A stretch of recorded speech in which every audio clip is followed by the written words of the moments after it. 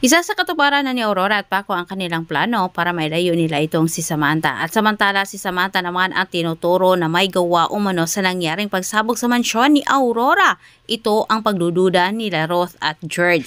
Pinagbabasihan ni George ang nangyari kala Samantha noon. Kaya para sa kanya, ang pagkawala umano ni Sam ay gawa-gawa lamang nito para hindi umano pagdudahan. Samantala bumugad naman kala Francis at Jericho ang isang karton ng pampasabig. Ngunit hindi nila ito binigyan ng pansin at patuloy pa rin sila sa paghahanap kay Samantha. Habang ang misteryosong Blackman naman ay inihanda ang ginagawa nitong kababalaghan para mawala ang Palacio States.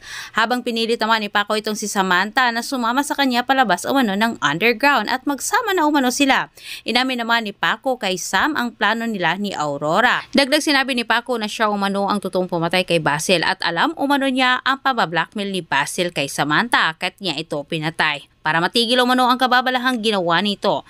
Sinabi ni Paco na wala umano siyang kinalaman sa nangyari kay Beverly. Hindi umano niya intensyon ang tapusin ang buhay nito.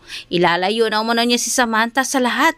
Ngunit maya-maya lang, sumulpot naman sila Francis at Jericho. Pinagtutulungan nila itong si Paco na sa pagkaakala nila ito ang Palacio Ski. Pero habang nag-aagawa naman sila kay Sam, palapit na ng palapit, maubusan na sila ng oras. Habang ang Blackman naghihintay na lang sa hudyat ni Aurora para pasabugin ang mansyon. Nagulat na lang ang lahat lalo na sila George nang nakarinig sila sa kabila ng malakas na putok.